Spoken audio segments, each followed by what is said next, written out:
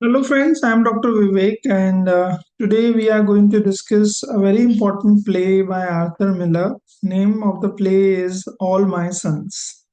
Arthur Miller is a very important, very famous dramatist of American drama.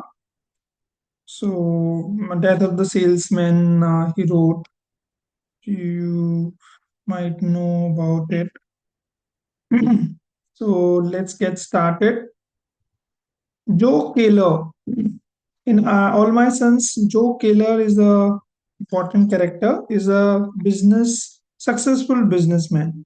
जो main character है इसका जो killer है जो कि एक बिजनेसमैन है and businessman he lives comfortably with his wife Kate Kate के साथ रहता है एंड जो and Kate has two sons that is Chris and Larry Chris is they living in the suburban American neighborhood.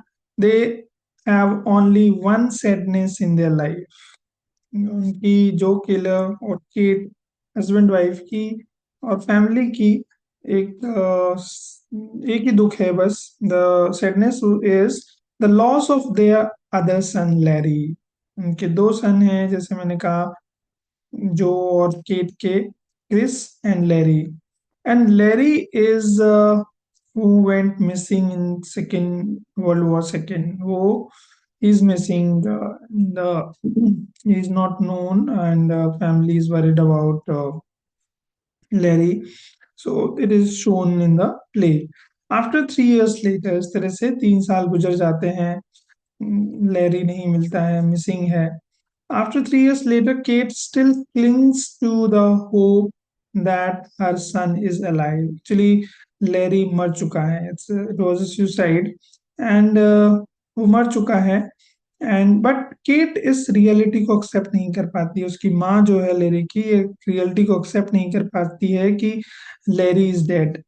Chris would like her to give up that hope because he wants to marry Anne, an old neighbor and Larry's former fiance. Actually, Larry, जो missing है, he got engaged with Anne. उसके साथ सगाई हो जाती है N के साथ. तो केट जो क्रिस की मदर हैं वो ये एक्सेप्ट नहीं कर पाती हैं कि लेरी इज डाइड. अगर एन एक्चुअली एन और क्रिस दोनों एक दूसरे को प्यार करने लगे हैं क्योंकि 3 साल गुजर गए हैं और वो पता नहीं है उसका. तो they are in love with each other Anne and Chris. Anne arrives. Kate, sensing the reason for her visit, gets a little touchy. We learn that Anne's father is in prison. जो N है उसके पिताजी is in prison for a crime he committed while working in Joe's factory. Actually, जो और N के father Steve दोनों एक ही factory में काम करते थे एंड वहां पे उन्होंने डिफेक्टिव पीसेस बनाए एरोप्लेन्स के और जिसके कारण 21 पायलट्स की डेथ हो जाती है वर्ल्ड वॉर में. Faced with the batch of defective machine parts, he patched them and sent them out, causing the death of 21 pilots during the war.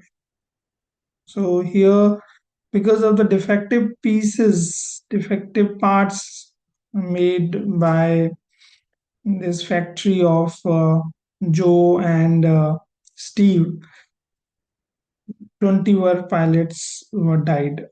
So turns out that's why the Steve, the N's father, in jail. Turns out that Joe was also accused of this crime and convicted, but he was exonerated, set free during the appeal.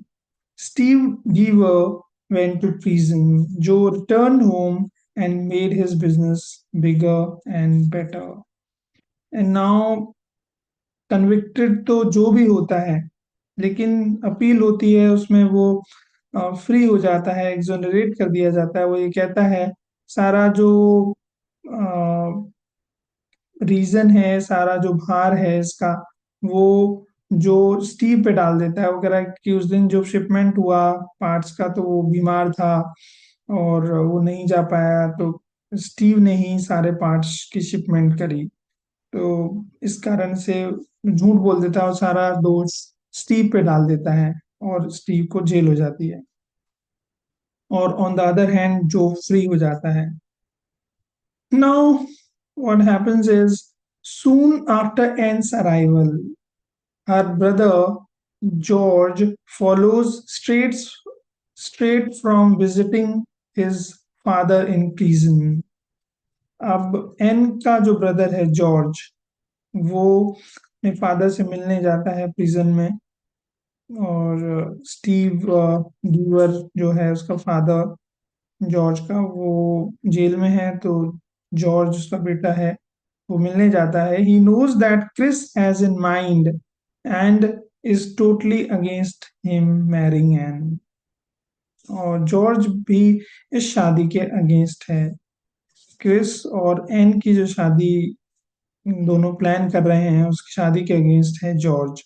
और George को लगता है, क्योंकि उसके father जो jail में है वो एन के फादर के कारण है, जो के कारण है। जॉर्ज को ये लगता है। Joe and Kate do their best to charm George into submission, but finally it's Ann who sends him away. She wants to marry Chris no matter what. ये सब कुछ जानने के बाद भी एन जो है वो शादी करना चाहती है क्रिस से। और जॉर्ज को भी वो कन्विंस करने की कोशिश करते हैं। The marriage of Chris and Ann is becoming reality. शादी होती नहीं है, लेकिन बिल्कुल ऐसा लगता है कि शादी हो जाएगी। And Kate cannot handle it because it means Larry is truly dead. अब केट को नहीं लगता है, केट को ये एक्सेप्ट ही नहीं हो रहा है कि लैरी मर चुका है, लैरी नहीं है इस दुनिया में। वो एक्सेप्ट नहीं कर पा रही है, तो इसके कारण उनकी शादी नहीं हो पा रही है। क्योंकि अगर शादी होगी इसका मतलब लैरी मर चुका है, और वो ये रियलिटी को एक्सेप्ट नहीं कर सकती cat. If if Larry is dead, she tells Chris it's because his own father killed him. Since Larry was also a pilot, Chris finally confronts his father's guilt in shipping those defective parts. दूसरा reason ये भी है cat के लिए कि अगर इन दोनों की शादी होती है, एन और क्रिस की, तो इसका मतलब लैरी मर चुका है। और लैरी के मरने के कारण, मैं लैरी एक पायलट था, और केट को पता है कि डिफेक्टिव पीसेस बनाने के कारण पायलट्स की डेथ हुई। इसका मतलब ये है कि केट को ये रियलाइज हो जाएगा कि उस लैरी की डेथ के कारण उसका खुद का हस्बैंड है, जिसके कारण पायलट्स की डेथ हुई, जिन्होंने डिफेक्टिव पीसेस बनाए। So that is also a thing. That's why it was very difficult for Kate to realize this, that Anne and Chris is going to marry. But Chris won't do anything about it. But he cannot do anything about it. He won't say even as his father to go to prison. वो prison भी जाए, अब Chris क्या कर सकता है? Chris, Ann who turned her back on her own father for the same reason. और Ann है अपने फादर से वो अलग हो जाती है, क्योंकि उसने डिफेक्टिव पीसेस बनाए, और डिफेक्टिव पीसेस के कारण ही पायलट्स की डेथ होती है। And insist that Chris take hard line, and चाहती है कि वो हार्ड डिसीजन ले। Joe Keller goes inside to get his get his things, a gunshot is heard, he is killed himself। अब जो इतना प्रेशर में आ जाता है, क्योंकि इधर शादी नहीं हो पा रही है उनकी, रीजन वही है, वो तो जानता ही है इस बात को। और लेरी की डेथ के कारण, उसके बेटे की डेथ के कारण भी वही है, वो तो ये जानता है।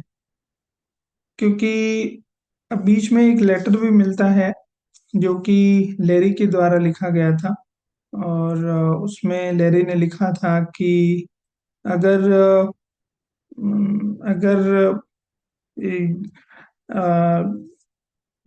अगर ये अगर इसी के कारण मेरे फादर इन्वॉल्व हैं, अगर इसमें डिफेक्टिव पीस बनाने में, तो मैं अपनी जिंदगी खत्म कर दूंगा, सुसाइड कर लूंगा। So it was a suicide, basically Larry suicide कर लेता है। तो उस प्रेशर में जो किलर के दिमाग में इतना प्रेशर होता है कि वो रिस्पॉन्सिबल है इसके लिए, और वो अपने आप को मार लेता है। So this is all about this story of All My Sons, and I hope you understood this play, this drama, and it's a very important drama written by Arthur Miller. So this is all for. Thanks for listening. Thanks for listening.